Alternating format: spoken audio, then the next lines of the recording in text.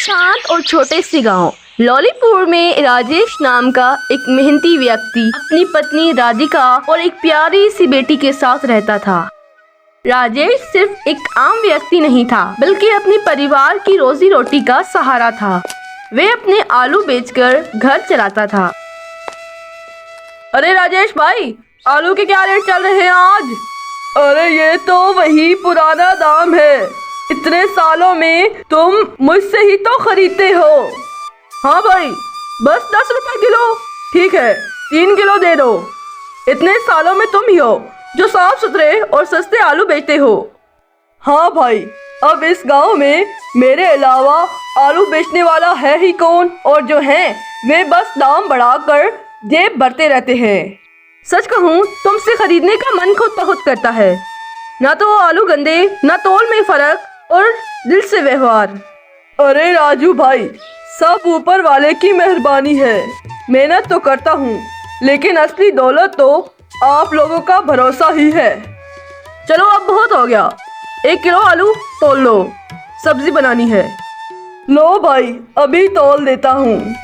और हाँ, 1-2 ऊपर दे दूंगा, तुम्हारे लिए तो फर्ज बनता है।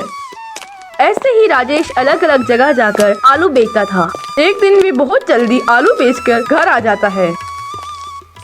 आज तो तुमने आलू बहुत जल्दी बेच दिए राजेश। हाँ राधिका, आज बाजार में भीड़ कुछ ज्यादा ही थी। सब कह रहे थे भाई आपके आलू सबसे साफ और अच्छे हैं, तो बेचकर सीधा घर चला आया। पापा जी, आप मेरे लिए क्या लाए हैं? अरे मेरी गुड़िया, मैं तुम्हारे लिए कुछ खास लाया हूँ, ये देखो। मेरी पसंदीदा वाली चॉकलेट। थैंक यू पापा। राजेश, तुमने फिर से इसे चॉकलेट दे दी। कल ही तो इसका पेट दर्द कर रहा था राजेश। अरे राधिका, हमारी इकलौती बेटी है, थोड़ा बहुत तो प्यार हम कर ही सकते हैं। हर दिन तो नहीं लाता चॉकलेट, कभी कभी ही तो लाता हूँ। अगले दिन से ही गांव में बारिशें शुरू हो जाती हैं। राजेश बारिश में अपना ठेला लेकर आलू बेचने निकल जाता है। बारिश काफ़ी तेज़ हो रही थी। तभी एक बूढ़े चाचा राजेश के पास आते हैं। बेटा, बहुत दिनों से भूखा हूँ, कुछ खाने को दे दो, बड़ी भूख लगी है। अरे दादाजी, अभी तो मैं घर से निकला हूँ। सच बताऊँ, अभी तक एक आलू भी नहीं बिका। मेरे पास इस वक्त खाने को कुछ भी नहीं है। कोई बात नहीं बेटा, अगर खाना नहीं दे सकते तो एक गुजारिश है, अपने साथ काम पे रख लो।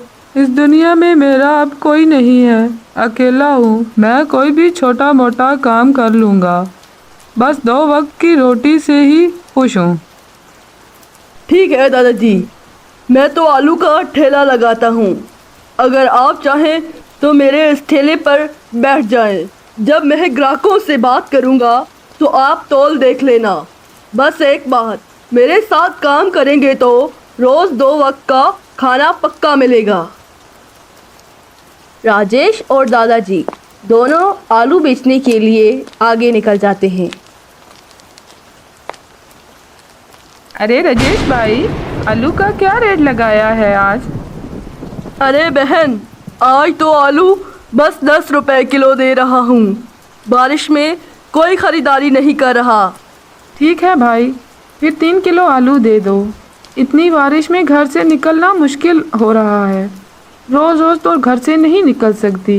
वैसे एक ज़रूरी बात बताती हूँ, आगे जो मंडी वाला रास्ता है वो टूट गया है। बहुत ज़्यादा पानी बह रहा है और एक किनारा तो धंस गया है। क्या सच में आप पक्की बात कर रही हैं? हाँ भाई, मैं अभी वहीं से आ रही हूँ, खुद देखा है। लोग बांस लगाकर घेराबंदी कर रहे हैं ताकि कोई बाइक या गाड़ी ना बाहर जाए। एक छोटी बच्ची भी वहाँ फिसल गई थी, बड़ी मुश्किल से उठाया है लोगों ने उसे। अरे नहीं, मुझे तो आज मंडी जाना था। मेरे सारे आलू वहीं बिकते हैं। अगर रास्ता बंद हो गया तो बेचूंगा क्या? घर चलाना मुश्किल हो जाएगा। तभी वे ग्राहक आलू लेकर चली जाती है। बहुत ही गलत हो गया। अगर मैं मंडी नहीं गया तो ये सारे आलू ख़राब हो जाएंगे। मैंने इसे बड़ी मेहनत से तैयार किया है। यही तो मेरी कमाई है। बेटा, मुझे समझ है तेरी हालत का। एक दिन रास्ता बंद रहना है, अब हम कर ही क्या सकते हैं। आप सही कह रहे हैं दादाजी, इस बार की बारिश बड़ा नुकसान कर जाएगी। परेशान मत हो, नुकसान ज़रूर हुआ है पर जान से बढ़कर कुछ नहीं। मंडी फिर लग जाएगी बेटा, रास्ता फिर बन जाएगा। आपकी बात बिल्कुल ठीक है दादाजी, सही समय आने तक इंतज़ार करना ही समझदारी है। दोनों अपने घर लौट आते हैं।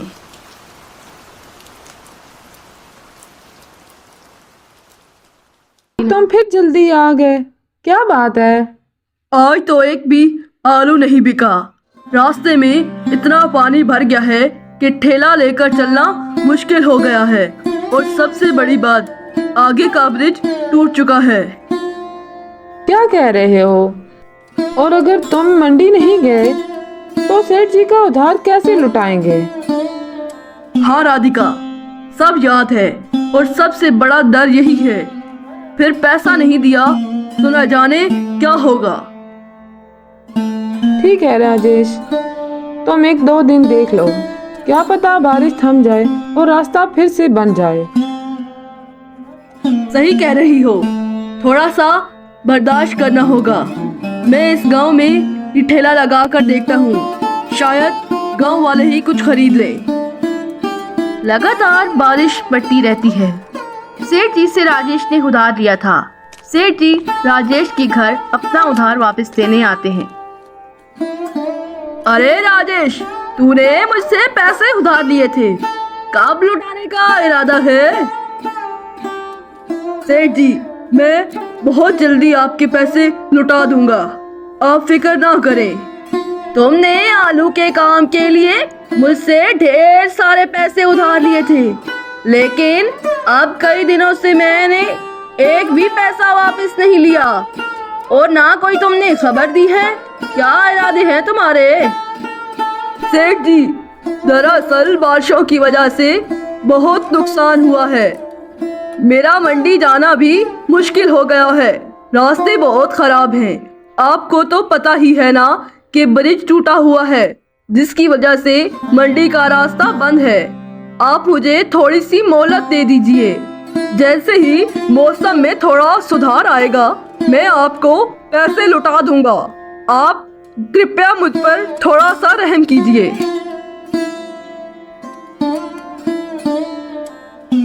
राजेश, मुझे तेरे रास्तों और बारिश से कोई मतलब नहीं। तूने मुझे पैसे वापस नहीं दिए। अगर तूने मेरे पैसे वापस नहीं किए तो मैं तेरा घर अपने कब्जे में ले लूंगा। याद है ना तुझे कि तूने वो मेरे पास गिरवी रखा हुआ है? ये मेरी आखिरी चेतावनी है, याद रखना। सेठ जी, ऐसा मत कहिए, ये घर मेरे बाप दादा की निशानी है। मेरी बीवी और बेटी इसी छत के नीचे रहती हैं। मैं वादा करता हूँ कि जैसे ही बारिश थमेगी और रास्ता खुलेगा, मैं मंडी जाकर आपका सारा कर्ज उतार दूंगा। तेरी बातों पर भरोसा करना अब मुश्किल हो रहा है, लेकिन देख, मैं तुझे 2 दिन की मोहलत देता हूँ। अगर 2 दिन में कुछ हलचल नहीं हुई तो समझ लेना, अगली बार मैं खाली हाथ नहीं लौटूंगा। सेठ जी वहाँ से चले जाते हैं। राजेश, अब हम क्या करेंगे? सेठ जी तो हमसे पैसे मांग रहे हैं। अगर हमने उनके पैसे ना दिए तो वो घर छीन लेगा। हम कहाँ जाएंगे? ये तो मुझे भी समझ नहीं आ रहा। बारिश इतनी तेज पड़ रही है कि मंडी जाना मुश्किल हो गया है। हर रास्ता बंद हो गया है, समझ नहीं आ रही क्या करें। बेटा राजेश, अगर कहूँ तो एक बात कहूँ, शायद हल निकल आए। कहिए दादाजी, आप तो हमेशा रास्ता निकाल लेते हैं, इस बार भी बताइए, क्या सुझाव है आपके पास? देखो, हमारे पास आलू तो ढेर सारे पड़े हैं, क्यों ना हम गांव में समोसे का ठेला लगा लें। बारिश में वैसे भी लोगों को गरम गरम खाने की तलब लगती है। समोसे भी बिक जाएंगे राजेश। आपकी बात तो ठीक है दादाजी, लेकिन मुझे समोसे बनाना नहीं आता। मैं तो कभी किचन में घुसा भी नहीं। अरे तुम फिक्र मत करो, मैं बहुत अच्छे समोसे बना लेता हूँ। पुराने जमाने में मैं गांव के मेले में समोसे बनाता था और बेचता था। बस तू मेरा साथ दे, आलू छीलना और मसाला बनाना बाकी मुझ पे छोड़ दो। ये विचार बुरा नहीं है, हमारे पास समय भी है और सामान भी। घर में बैठकर चिंता करने से बेहतर है कि काम किया जाए। अगले दिन से राजेश और दादाजी दोनों समोसे का ठेला लगाने चौक पर चले जाते हैं। बारिश काफी तेज हो रही थी, तभी दीपक आता है समोसे खाने के लिए।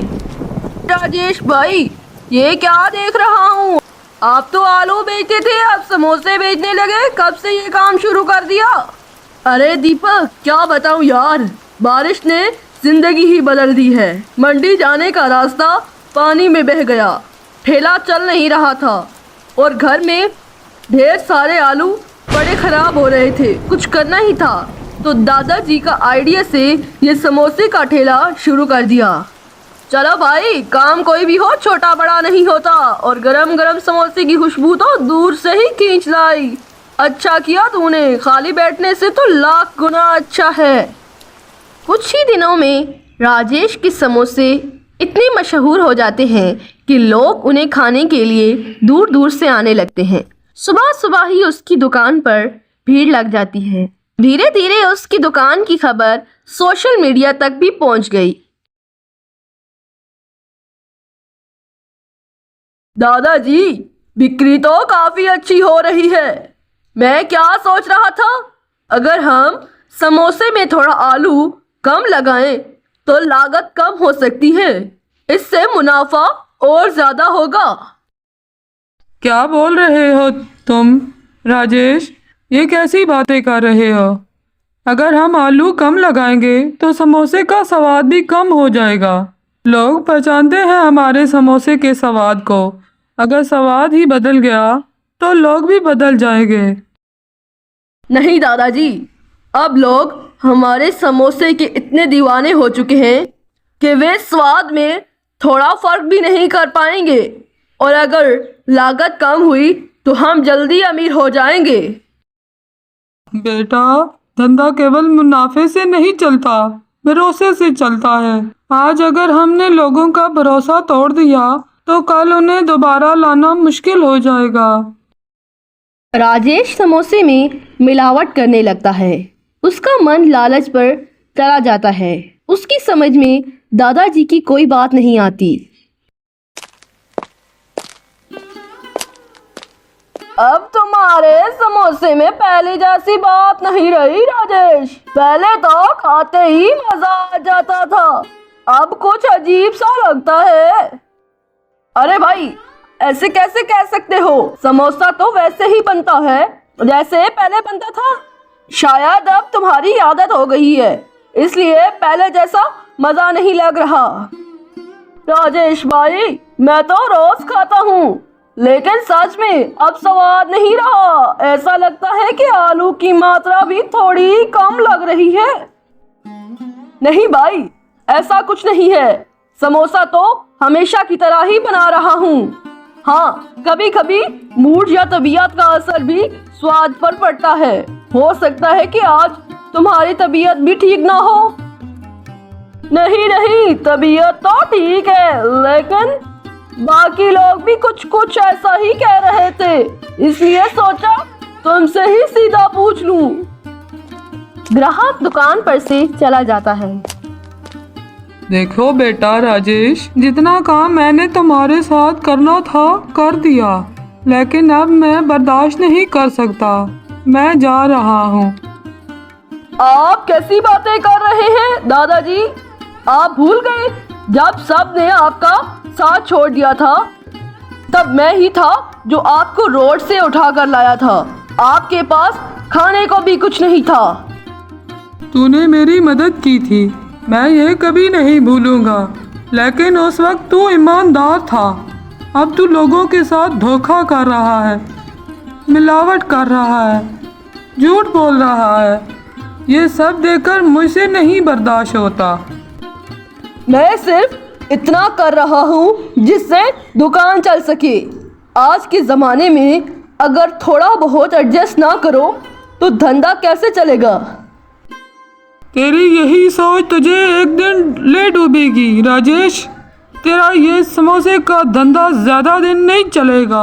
अब पैसा कमाना ज़रूरी है, लेकिन ज़मीर बेचकर नहीं। आपको धंधा करना आता ही नहीं है और हम जैसे लोग जो पैसे कमाने के लिए थोड़ा बहुत एडजस्ट करते हैं तो आप जैसे लोग ही हमें नीचा दिखाते हैं।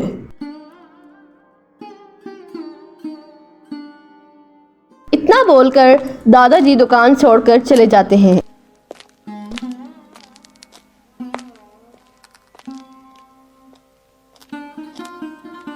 राजेश, दादाजी आज नहीं आए, क्या बात है? कहाँ चले गए? आज सुबह ही ये कहकर चले गए कि वे मेरे साथ काम नहीं करेंगे। बोले, राजेश तू अब बेईमानी पर उतर आया है, समोसे में मिलावट करने लगा है, मैं तेरे इस धंधे का हिस्सा नहीं बन सकता। तो क्या वो कुछ गलत नहीं बोले? जमाना कहाँ पहुँच गया है और वो अब भी ईमानदारी की माला जप रहे हैं। मैं कहूँ तो दादाजी बिल्कुल गलत नहीं है। सच में तुम अब कुछ ज़्यादा ही मिलावट करने लगे हो। समोसा अब वैसे नहीं रहा जैसे पहले हुआ करता था। और जो ये तुम क्या कर रहे हो, यहाँ सिर्फ समोसे के साथ नहीं, लोगों की जिंदगियों के साथ भी खेलना शुरू कर दिया राजेश। अब तुम भी वही बातें दोहराने लगी। कमाई में 2-4 पैसे ऊपर नीचे करना पड़ता है। हर चीज की कीमत बढ़ गई है, तेल, मसाला, आटा, गैस, सब कुछ। थोड़ी सी मिलावट करता हूँ तो क्या बुरा हो जाता है? लोग तो वैसे भी सालों से बेकार समोसे खा रहे हैं। पहले वे अच्छे और ताज़े सामान से समोसे बनाता था, लेकिन अब वे घटिया तेल, बासी आलू और सस्ते मसालों का इस्तेमाल करने लगा। पहले जहां उसकी दुकान पर भीड़ लग जाती थी, वहीं अब लोग उसे देखकर ही मुंह फेर लेते थे। जो ग्राहक कभी तारीफ करते नहीं थकते थे, अब वे शिकायत करने लगे थे। अब तो तुम्हारी दुकान पे कोई भी समोसा खाने नहीं आता। पूरा दिन निकल जाता है और एक भी ग्राहक नहीं आता। मैं तो तुमसे पहले ही कह रही थी धंधा ईमानदारी से चलता है, लेकिन तूने मेरी एक नहीं सुनी और ना दादाजी की बात मानी कि लालच में इतना अंधा हो गया था कि खुद अपनी मेहनत से बनाई हुई दुकान बर्बाद कर दी। मुझे बहुत अफसोस है राधिका। याद है पहले टोकरी भर भर के समोसे बिकते थे और आज लोग देखकर भी मुंह फेर लेते हैं। मैंने लोगों के भरोसे के साथ खेला, खाने की चीज़ में मिलावट करके। मैंने सिर्फ उनका स्वाद नहीं बल्कि उनका विश्वास भी तोड़ा है। मुनाफा बढ़ा लिया, लेकिन ये नहीं सोचा कि लोगों की नज़रों में गिर जाऊंगा। अब समझ आ रहा है कि दुकान की सजावट, चमक दमक कुछ नहीं, लोग अब स्वाद और सच्चाई पहचानते हैं। अब पछताने से क्या होगा राजेश? अगर सच में ही बदलना चाहते हो तो दोबारा शुरू करो, वो ही सवाल लौटाओ जो ग्राहक को पसंद है। अब राजेश की दुकान की तरफ लोग देखना भी बंद कर चुके थे। काश उसने मिलावट कभी ना की होती, काश उसने दादाजी की बात मानी होती। सब कुछ होता, ना दुकान भी बर्बाद होती, समोसे भी बिकते और वे अमीर भी हो जाता। लेकिन उसने मिलावट को चुना और अब मिलावट की वजह से सब कुछ खो दिया। उसने थोड़े से ज़्यादा पैसों के लिए जो कमाई कर रहा था वे भी बर्बाद कर दी।